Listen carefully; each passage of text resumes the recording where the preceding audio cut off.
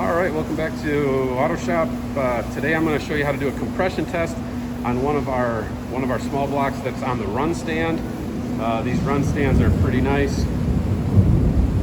We have the ability to disable the ignition really simply on these. That's one of the steps in doing a compression test, is we have to disable the engine so it'll crank over but not start. And I can just leave my fuel pump.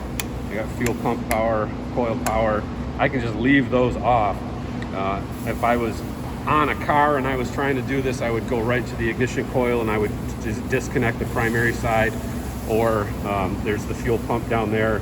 I could disconnect the fuel pump or just pull the fuel pump relay or something like that when it comes to disabling a car. Every car is a little bit different, but the purpose of this exercise is to do the compression test. So I'm not as worried about you figuring out how to disable ignition. Let's keep it simple for this activity and just leave them off right there. Another thing that we want to consider with this is battery voltage. Battery voltage in these is almost always low because we crank on them so much. So I've got the battery, I got a battery charger hooked up right there. I've got it set to 10 amps and it's given me, I can check voltage up here, about 14 volts. So we're pretty good with battery voltage. That means I can crank this engine and it should not start. So to use this, we just turn the key on.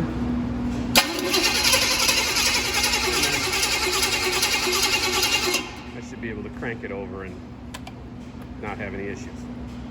Okay, so the engine is set and ready. Next thing I need is some equipment. Spark plug socket, some gauges and some adapters.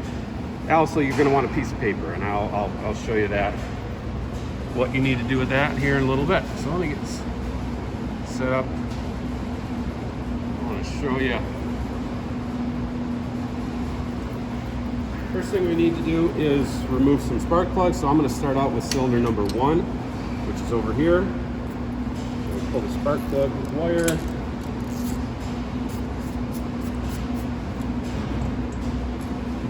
Plug.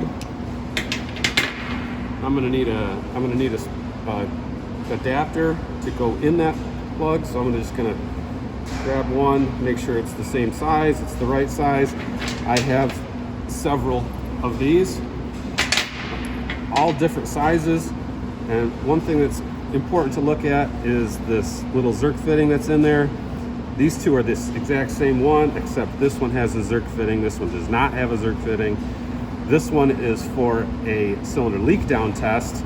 This one is for a compression test. So cylinder leak down test is another video I'll show you later. So I'm just going to take this, I'm going to just feed it in here. Just hand tight, that's all we got to do. Take my gauge. You notice I've got two gauges here. One of them goes up to 800 PSI and this on here goes up to 300 PSI. This is for a high pressure, a diesel engine, something like that. This is for our gasoline engine. So you're going to use the low pressure gauge for this activity. Another important thing to notice here is that there's a little pressure relief valve right there. You'll see me referring to it and pressing it a little bit later. I want you just to see that it's there and see what it looks like for now. So this is just a regular coupler. Attach this like that.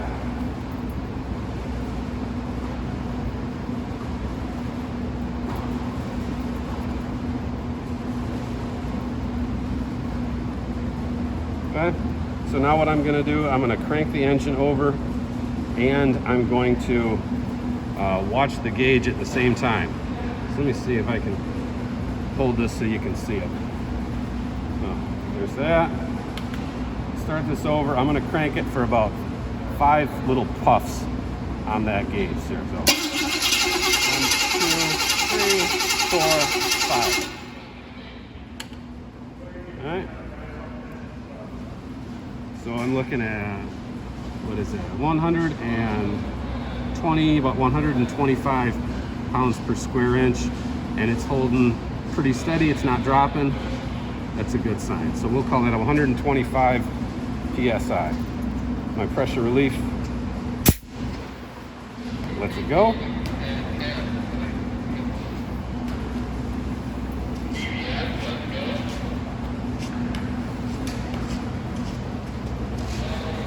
So what I'm going to do next, cylinder number 1, 125 PSI, okay?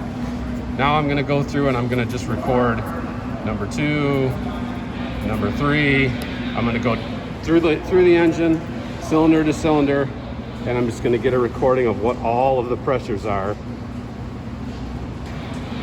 And then we'll come back and we'll compare the results. So I'm going to pause the video here and do this and then come back with the results. Okay, I'm back. I did some more testing and these are the results that I got. So let's talk about this for a minute.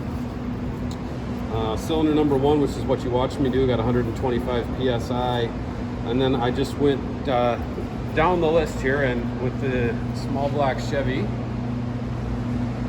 everybody, I think I've explained this to everybody, but if I haven't yet, I want to take a look here. The number 1 cylinder is always this one over here.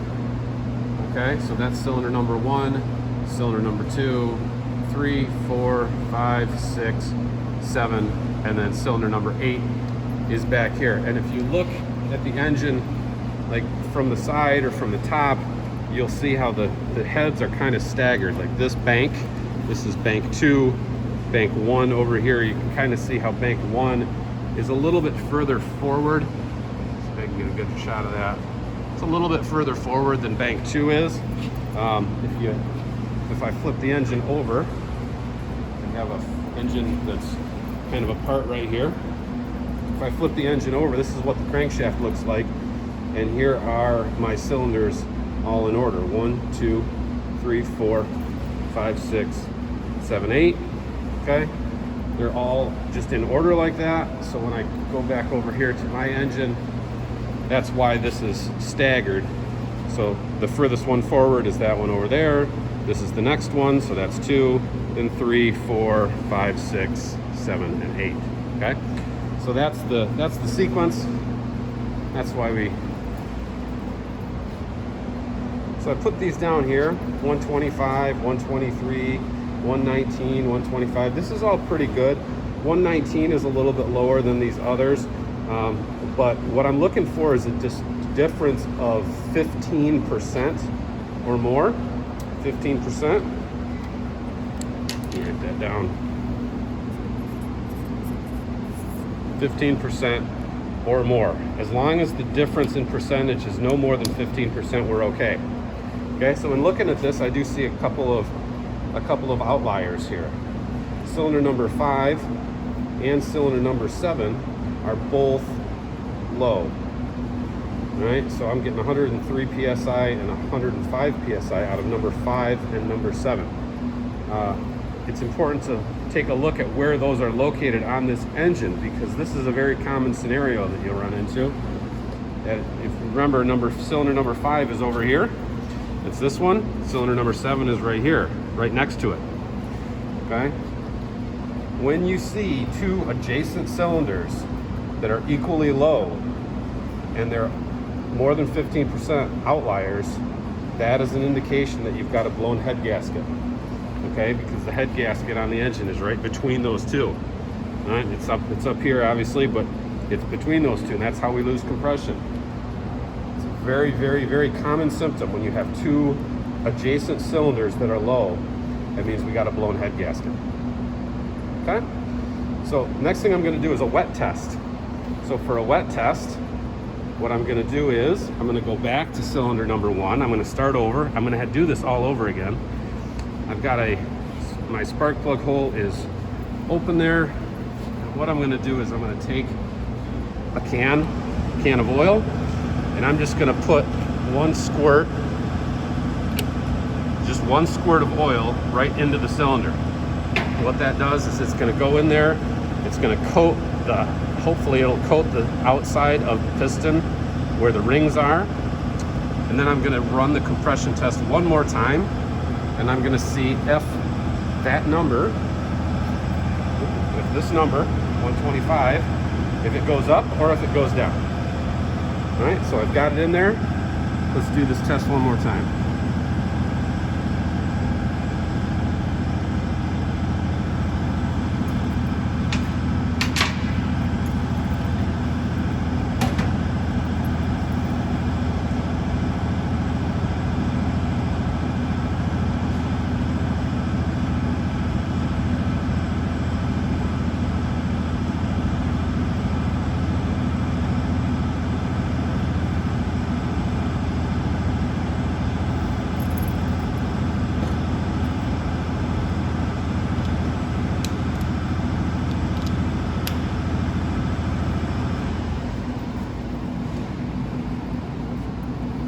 I'm just going to crank it. You know what I was doing last time. Do the same thing again. 1, 2, 3, 4, 5. And now we're up. Exactly the same thing. 125.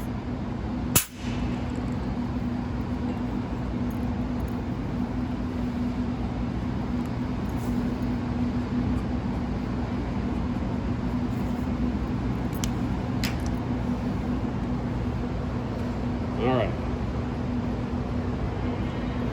So what I'm going to do now is I'm going to go through and I'm going to finish this, and I'm going to get more readings for number 2 through 8, and then we'll compare the two.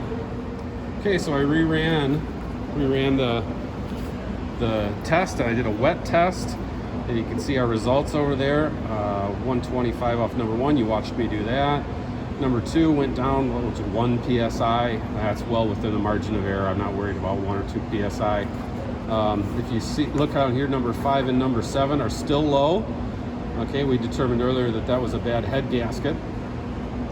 So putting oil in the cylinders around the pistons is not going to help that. So that's not surprising that that stayed the same. Number 6 stayed about the same. Number 8 stayed about the same. Where I do see a difference here is the cylinder number 3. That went from 119 psi up to 128 psi. That's almost a 10 pound per square inch difference. So that is an anomaly compared to the rest of them. What that tells me is that putting oil in that cylinder actually changed the amount of pressure that I can create because it sealed up the piston. Right? So that cylinder now has, it sealed up the rings, the piston rings, which tells me that that may have given us we might have a problem with the piston rings on that one cylinder on number 3. Okay, all the rest didn't change at all. That means that everything is still pretty good on those. So what I can tell from doing this little test that I just did, I can tell that I have a blown head gasket on bank number 1, right, because of number 5 and number 7, and I can tell that I got probably a worn piston ring or maybe some worn cylinder, excessively worn on cylinder number 3.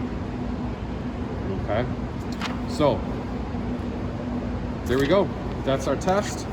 I can do some interpretation of data with that, and we will move on to cylinder leakage test a little bit later.